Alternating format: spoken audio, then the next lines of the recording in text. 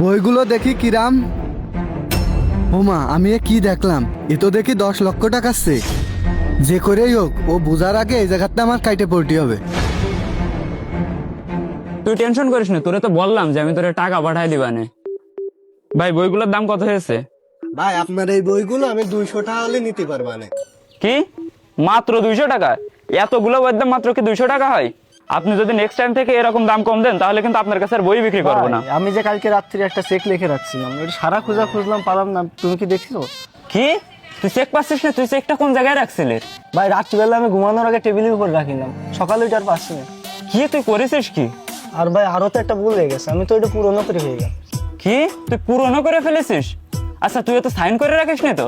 ভাই আমার তো সকালই বেরো যেতে হতো, এই জন্য আমি রাত্রিবেলায় সাইন করে রাখিলাম। চেকটা যে করে হোক আমার নিতে হবে। এটা নিতে পারলে আমি লাখপতিয়ে যাবানে। আরে তুই করেছিসটা কি? হ্যাঁ, ওই চেকটা যার হাতে পড়বে না সে যদি সোজা ব্যাংকে যায়, ব্যাংকে যাওয়ার সাথে তো ওরা ডাইরেক্ট টাকাগুলো দিয়ে দেবে না।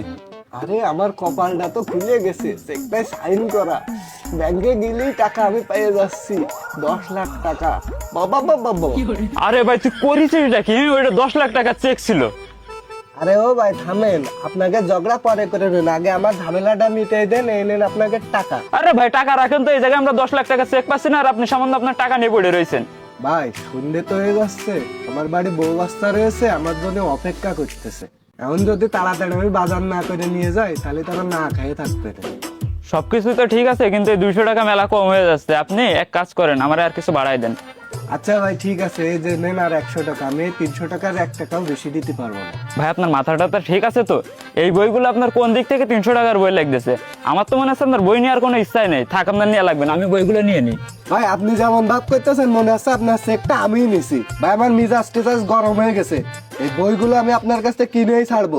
এখন কত টাকা হলে এই বইগুলো আপনি দেবেন আমারে কম?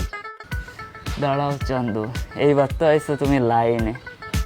ঠিক আছে ভাই, আমি এই বইগুলোর একটা দাম বলবো, যদি আপনার হয় তাহলে আপনি দেবেন, আর যদি না হয় তাহলে সুতা বাড়ি থেকে বের হয়ে যাবেন। আচ্ছা ভাই আপনি কন কত টাকা হলে আপনার এই বইগুলো আমারে দেবেন?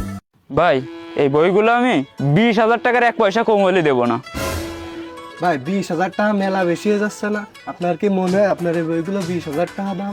ভাই আমি অত কিছু জানি না, আমার এই বইগুলো 20,000 টাকা যদি 1 পয়সা কম হয় তাহলে আমি বিক্রি করতে পারবো না। রাখেন, আপনার বই নেওয়া লাগবে না জান। আরে ভাই আপনি চেতেন কেন? 10 লাখ টাকার চেক যদি 20,000 টাকা দিয়ে দিই তাও তো আমার লস নেই, বহুত টাকা পাইছে থাকবে না, দিয়ে মেলা কিছু করতে পারবেন না, আমার আর এই ব্যবসা করা লাগবে না। আচ্ছা ভাই আমি 20,000 টাকা দিয়ে আপনার বইগুলো নিতে রাজি আছি। এই না এলো কথা, তাড়াতাড়ি তুমি আমার 20,000 টাকা দাও। এনেন ভাই আপনার 20,000 টাকা।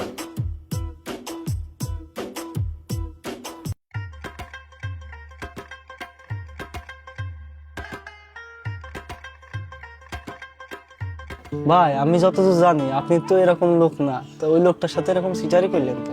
এই কাজটা করলাম কেন? তাহলে কি এসে তুই আগে ভালো করে শোন। ভাই এ তো পুরো নেবো, এর দাম আর কি বা হবে নে। এই নেন 100 টাকা নেন।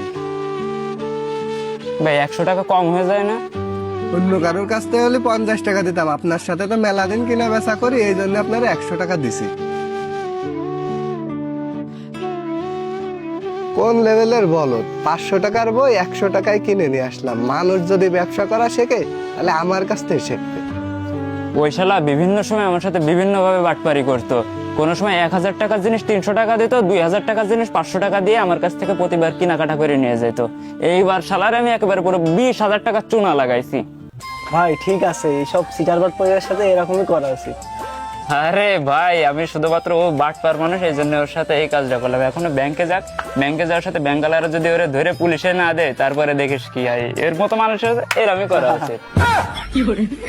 ভিডিওটি দেখে কে কি বুঝলেন অবশ্যই কমেন্ট করে যাবেন, আর হ্যাঁ ভিডিওটিকে শেয়ার করে দিবেন। ধন্যবাদ আপনাদের সকলকে।